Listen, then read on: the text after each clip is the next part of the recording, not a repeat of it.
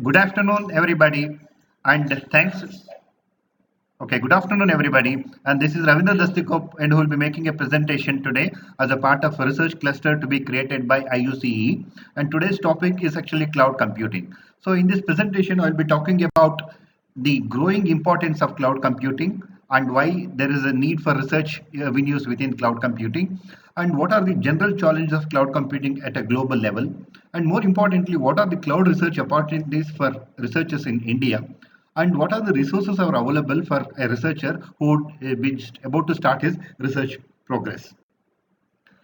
See, cloud computing has become a central force today. So it is very difficult to ignore cloud computing and do whatever that we want to do. For example, even if you're a citizen, then you are using a product like Facebook or Gmail. And even if an enterprise or even entrepreneur, then you are going to use the cloud computing. Here are certain examples which shows that how cloud computing has entered into the mainstream of everyday life. For example, let us start with the American government. See, the American government has what is known as cloud first policy in US. What it means is cloud first policy mandates that agencies take full advantage of cloud computing benefits. What it means is if American government or any agency of that would like to have an IT infrastructure, they should look at cloud computing first. That means if there is a new solution they are searching out, the mandate says that you should search within cloud computing. And if you are upgrading an existing legacy system into something new, then you should look at cloud computing. So cloud computing has become a fundamental option for anybody who is related to IT. And not only in United States, even in India, back home in India, Meghraj is the cloud initiative by the Indian government. It's a very massive project. So it is going to put entire range of citizen services onto cloud platform. Say for example, we have example like DigiLocker, Aadhaar card, and all. They are actually fundamentally they are using cloud technology. Thirdly, even biggest companies like Microsoft, they have a policy called mobile first, micro and cloud first. That means they think that these two things like cloud and mobile are going to change the way we are be organizing our enterprises. So cloud computing has become very central, and this is something that we should always look at. Having said that, although cloud computing has been widely adopted by the industry, the research on cloud computing is still at early stage. See, we know that cloud computing entered the public domain only in 2006. Okay, in the last 10 years, it has swept everything and actually has entered everything. But there are many problems which are still there, which are actually preventing adoption of cloud computing, although it's very powerful. For example, the issues of privacy, the issues of security, compliance, and all. You know, the very recently Indian government passed the parliament the Aadhaar bill, where actually which was one of the crucial question was asked like, see, what is the privacy and security issues of citizens who share their information like fingerprint. So this is a big challenge. New challenges keep emerging for industry application and data storage. See, for example, although cloud started with the computer systems, now it is extended to mobile devices and IoT. Now these additional things actually causing new problems. Many of the cloud computing true problems have been already solved, but when you get you connected to an IoT device, when you get connected to mobile, then there are additional security, power, and other power consumption and other problems. So this poses a great opportunity for any researcher. So I will let me start with the first theme. That means what are the global trends in the cloud computing research? There are 9 major trends. The first trend is actually called automated service provision. See, today we know that one of the best and one of the essential quality of cloud computing is on demand. So that means whenever a user requirements goes up, then the cloud computing will actually start providing those results. I mean the resources. For example, if you start with one user and if there are 100 users and there are 1,000 users, cloud computing says that it can supply those data without any problem. The second important area where cloud computing needs research is called virtual machine migration. We all know that virtualization is the backbone of cloud computing. Without virtualization, you cannot either think of scaling or on-demand services. So virtualization can provide a significant benefit in cloud computing by enabling virtual machine migration to balance load across data centers. So what virtualization does is if a particular process or an application is growing in demand, then actually it would actually handle it will create more virtual resources instances by creating them on a different physical machine. So this process of actually moving an activity from a location to another location is called migration. So the challenges which come in this research challenges which come in this area are detecting the workload hotspots and initiating a migration lacks agility to respond sudden workload changes. See, for example, the world is 24-hour business. So now whenever there are some instances which are happening during the daytime in India, they actually they become less over evening. So in that cases, actually, you should be in a position to detect what is this time instance, what is the time interval during which actually highest activities happen in, say, in Asia, or say in Japan or United States. So since globally cloud computing operating, any model which can detect workload hotspots is a great contribution or a research contribution to cloud computing.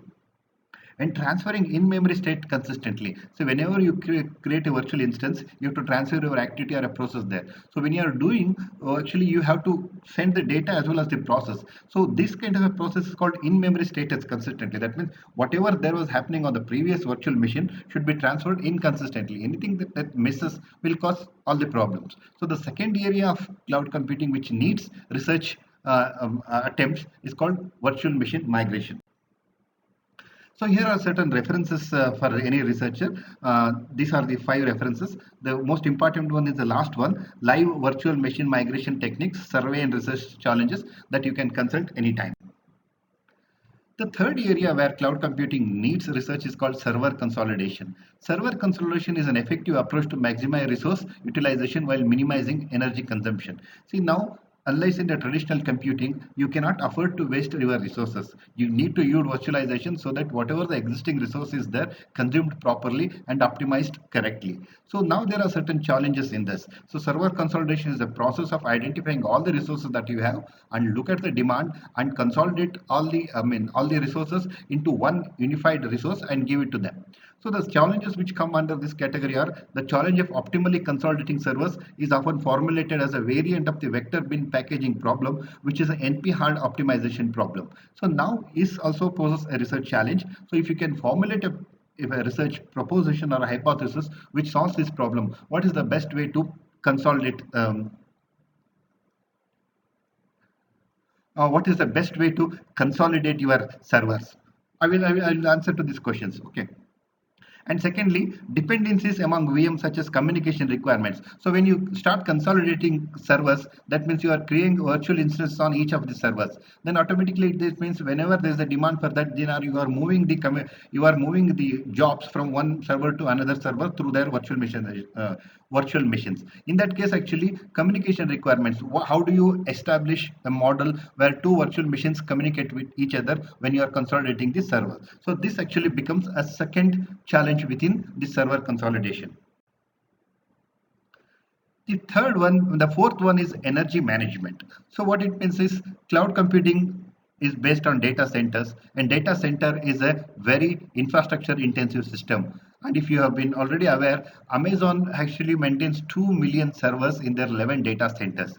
So just imagine maintaining 2 million servers, and what is the consumption, what is the space occupation, what is the electricity which is needed, and what is the maintenance that is needed. So in this case, actually, even if you say a unit of current for each of these machines, then you are saving a lot of things. So designing energy efficient data centers is a perennial challenge within the data center management. So some of the challenges are there: how to achieve a good trade-off between energy savings and application performance. While you are trying to save energy, you should not degrade your performance. So this it becomes a serious challenge or a serious research opportunity for anybody who is interested to take that. The next one is traffic management and analysis. Today, no, cloud computing is essentially a form of network, and we have started our network from LAN to WAN to internet and all. So managing traffic, that means understanding which node is doing what, which node is sending what message, is actually called traffic management. But today, the scale of cloud computing is so big that it is very impossible to know where the traffic is coming, how do you expect the next traffic element, or where the message will come. So density of links is much higher than in enterprise network. Even the biggest networks like say Microsoft, or they have a less number of computers compared to internet. Now how do you design a mechanism, an algorithm which can tell you at a global level or a cloud computing level to predict your traffic requirements or traffic trends and manage them? Most existing networks can compute traffic matrices for few thousand end hosts. For example, I told you, say if Microsoft has say 1 lakh machines, then they have a computing technologies which will predict the traffic for them. But when it scales up to global level, it is not there. So this also poses one serious challenge for the service provider, at the same time opportunity for the research people. And finally, existing methods assume some traffic flow patterns. For example, if you have a company like say Google, then you know this is a traffic pattern from Asia because they know the working hours. This is a traffic pattern from Europe because you know the working hours of that. But if you are running a company like Google, where actually search can come from any part of the globe, so that's very difficult to predict that. So that also poses a big challenge. And because of these map reduced jobs, that means map reduced jobs are actually the parallelly controlled things. So a query can come from Japan, the next query can come from Saudi Arabia. So it's very difficult to predict that. So if you can come out with a model which can helpful, which can to certain practically help companies, then also it is a great service or a great research problem. Well, the next one is data security, which is well known. See, today, one of the reasons why cloud computing is not catching up with enterprises, many enterprises, is a simple reason because there is an inherent fear in the people regarding the data security and data privacy. Now, although very important and very powerful algorithms have been designed, there is still a problem. And now the security and data privacy problem has enhanced because now cloud is not alone. It is get connected to IoT devices on one side and mobile devices on the other side. So because of this, now there are additional security threats. The original cloud computing problem is doesn't start within the cloud computing or your computers. It could be starting from the device that a user is carrying or the IoT device which is installed. So if you look at that one, then solving these problems, formulating then how does you have to have security algorithms or protocols established when there are three elements like an IoT device and a computer device and a mobile device also becomes a serious or a very useful cloud computing research problem. So the two fundamental things is confidentiality. That means how do you ensure that your data is only known to you and the interested party that you would like to share, and auditability. That means how do you know what are the transactions that has happened on my data when it is stored on a cloud service provider. The seventh area where cloud computing opens up research avenues is called software frameworks. We know that cloud computing is a platform for a large scale data intense applications. So traditional application or approaches don't work. It uses map reduce frameworks such as Hadoop. So the key challenge that we have in this area is performance modeling of Hadoop jobs and adaptive scheduling in dynamic conditions. We know that companies like Google, they actually operate at a global level. So how do you create Hadoop jobs to execute them, and adaptive scheduling? That means depending on the requirement, like say I told Asia is working when Europe is sleeping or something like that. Now this kind of a pattern. Making map reduce frameworks energy aware. Now if some Hadoop system is working 24 by 7 across. Yes, sir. Yes. Yes, sir. Yes, sir. Okay, sir. Okay. Yes, sir. Yes, sir. Yes, sir. Yes, definitely, sir. Okay, okay, sir. Okay, definitely. Okay. So let me start once again with software frameworks. See, cloud computing is a platform, a large-scale data-intense application. So it uses a MapReduce framework, which is global in nature.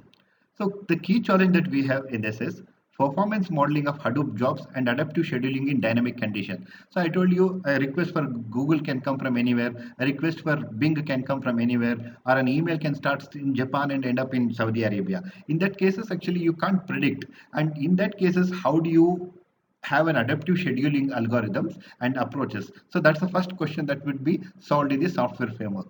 The second one is mapping map reduce frameworks energy aware. I told you, see companies like Amazon Web Services, they maintain 2 million computers, and that is and if you put each system on all the time, then there is a consumption of the machine itself and also the processor. So how do you make the frameworks energy aware? And also the approaches, for example, turning off Hadoop node into sleep mode when it has finished its job while waiting for new assignments. See, can you shut down certain machines, at least the process which is running when there is no demand, like we put may use a screensaver for our computers or other things. Okay.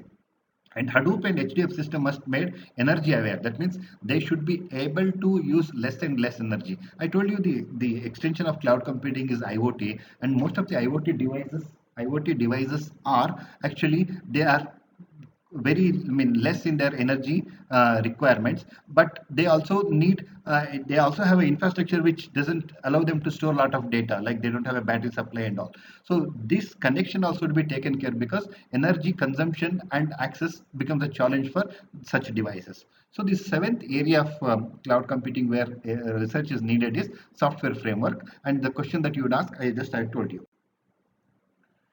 The next important area is novel cloud architecture. See, now cloud computing employs centralized huge data centers. We know that Amazon has 11 data centers across this whole planet, some in Europe, some in America, some in Japan and all.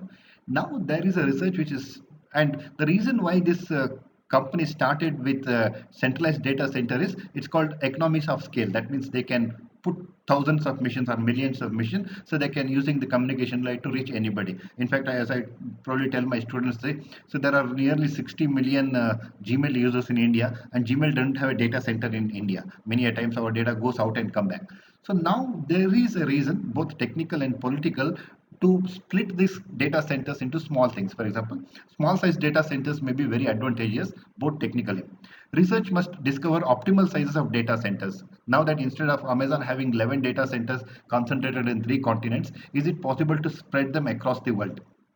And also there is a political situation demand. For example, the German government has told Microsoft that this data of its citizens, whichever is stored on Microsoft data center, that data cannot go out of Germany. That means Microsoft is not allowed to carry the data of German citizens and store it, say, in Australia or America. So that is not allowed. For this reason, there is a need to redesign your data centers, both technically as well as for the requirement of the customers. But at the same time, they work very optimally for the use by the persons or the organization. So we need some novel approaches in designing and developing data centers.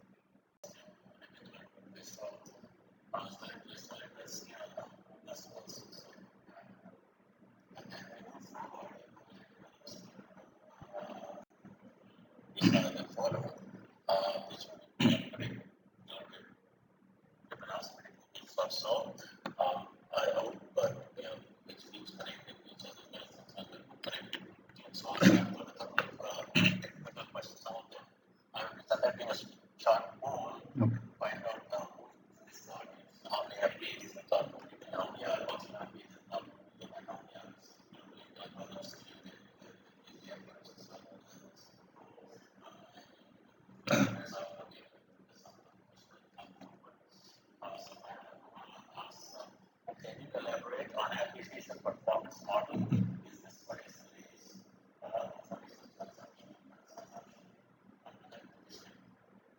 So this actually, in a sense, includes everything. Shikhar, when I say application performance, it has all the dimension, both in terms of what resources it consumes, at the same time, what kind of SLAs it meets on the user end. Okay, so this is a very, I mean, open spectrum of opportunities, both at the consumption of physical resources and the meeting the requirement of SLA.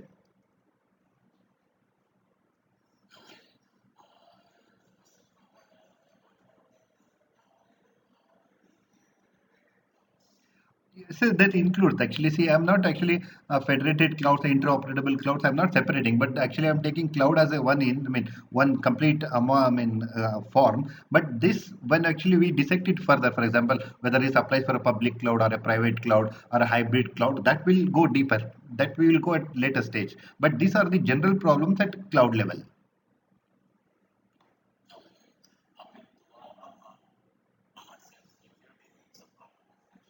Hmm.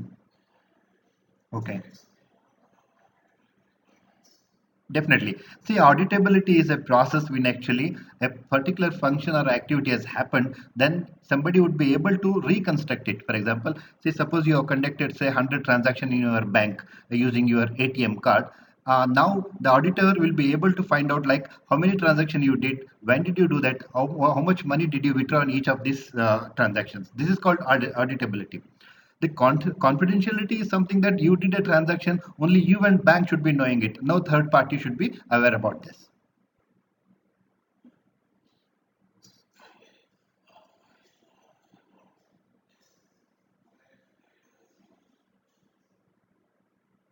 Pardon, sir?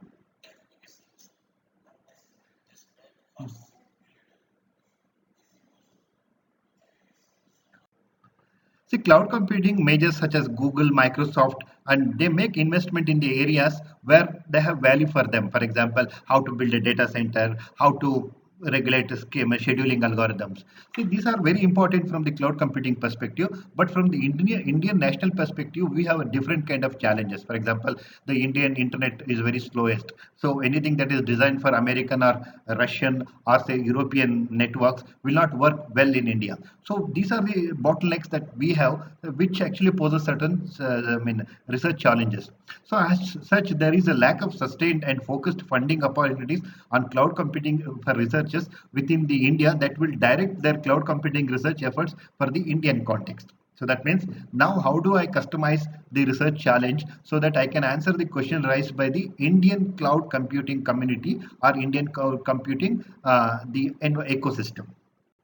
Fortunately for us, a lot of hard work has been already done. We have an agency called IT Research Academy, which is a part of Indian government, which actually is preparing the list of areas where you need a specific research agenda within India. And we also have another organization, which is a very wonderful organization called Cloud Computing Innovation Council of India, which is very specifically has come out with a list of research topics, which if taken will help Indian cloud ecosystem very well. Okay, now I will list all the different topics which are there within this cloud computing research area within India so that any researchers can actually take that. So CCI has published a position paper on ongoing exercise of research domains which are in the context of ITRA and how this can be mapped into the context and the problems which is posed by or enlisted by ITRA. So the first and the foremost question that we are talking about is performance quality of service. We know that internet is there everywhere, but the internet quality in India is a challenge. So that means because of the low bandwidth, because of the not connectivity and all, we need to trim down the requirements both in the content and the quality of data so that we can reach everybody. So any challenge which is concerned with comes under performance in this one. See, some of the research challenges which should work for India include scheduling algorithm, runtime systems, policy management to support the following. And you know, the Indian government has taken many schemes like healthcare and disaster applications. And now in India, we have more mobiles than computers. So cloud computing started assuming that everybody would have a computer. But now the opposite is true in India. But fortunately, it is through that cloud computing you can reach a mobile device also. Now, using this unique combination which is there in India, can we come out with some kind of a research problems? And here are the problems which are there.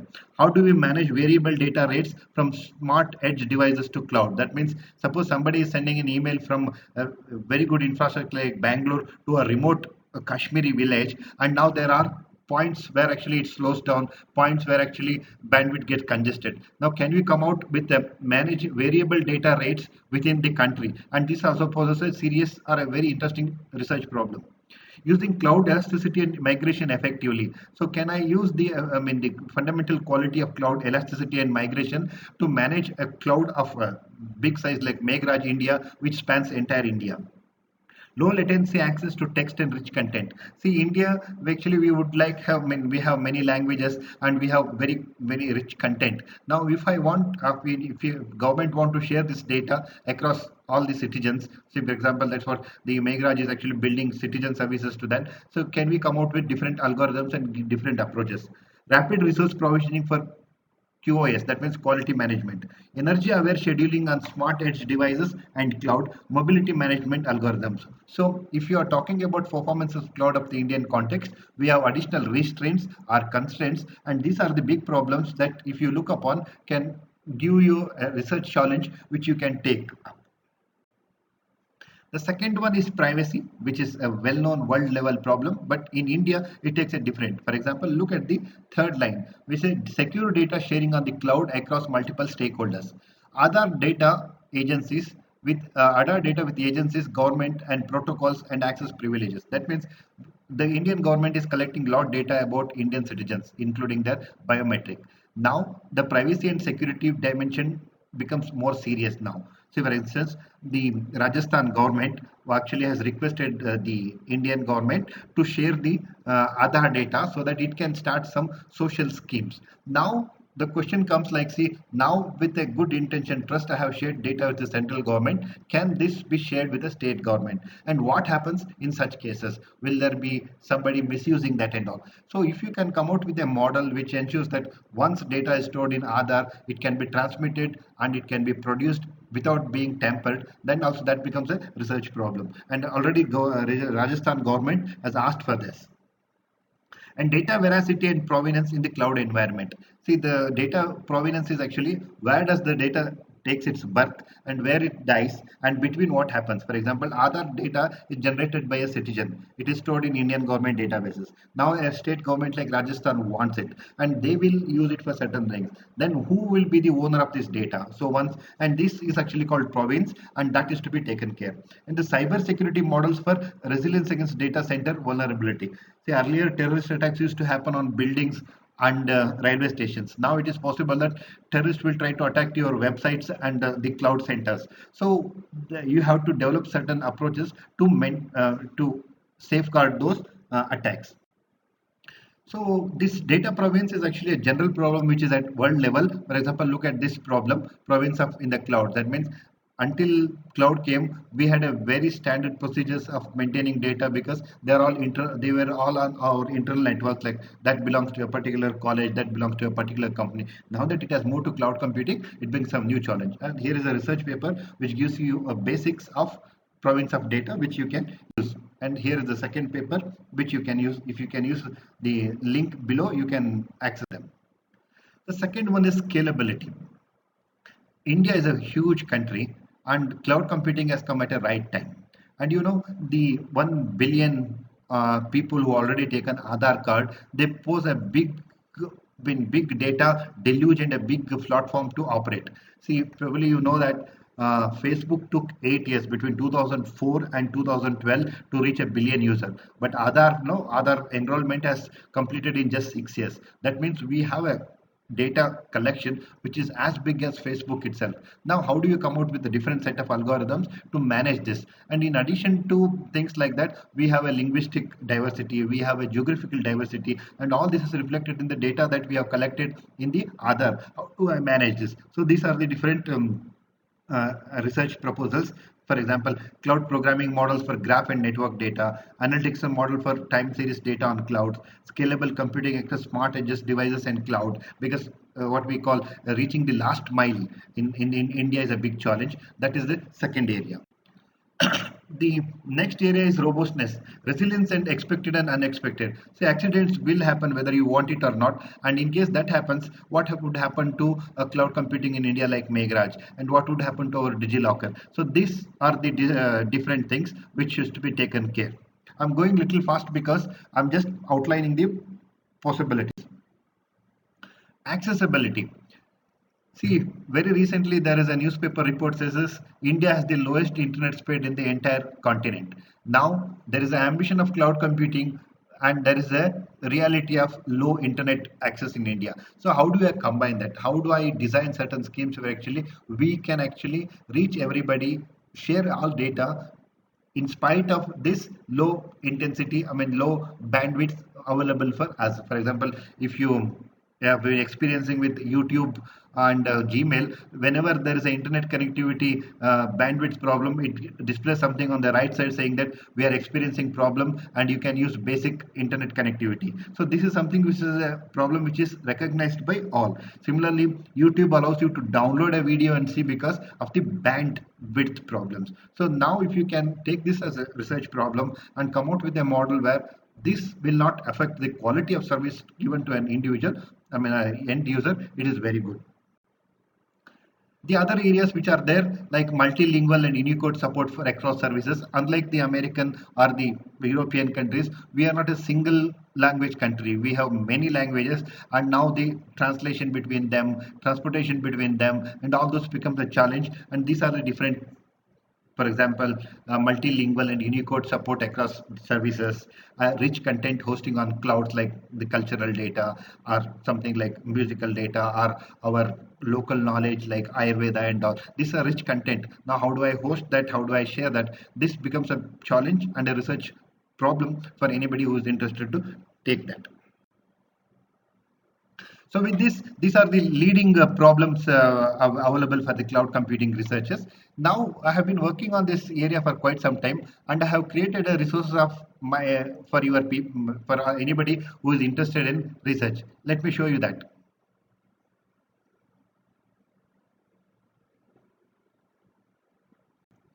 And the conclusion is this: cloud is an opportunity of our times. Don't want to miss it either as a consumer or as a researcher or as a government or as an entrepreneur. So we should be taking. And I have certain things like, see, cloud is not attracted only Indians. Everywhere in the world, actually, it is helping and attracting people. Look at this: cloud computing in pharmaceutical research and development. Even a very distant field like pharmaceutical also is started using cloud computing. And our big neighbor China is developing a cloud computing medical initiative and concerns says expert. They also have a privacy and other issues. So we are living in one of the best times. Cloud is the best thing that can happen to us, and it opens research problems which are not only at global level, also at individual and institutional level. So kindly take up this project and just try to figure out some important problems, and you can always take further. So here is a list of references which you can all the time use. I will be sharing this presentation with you sometime. Okay.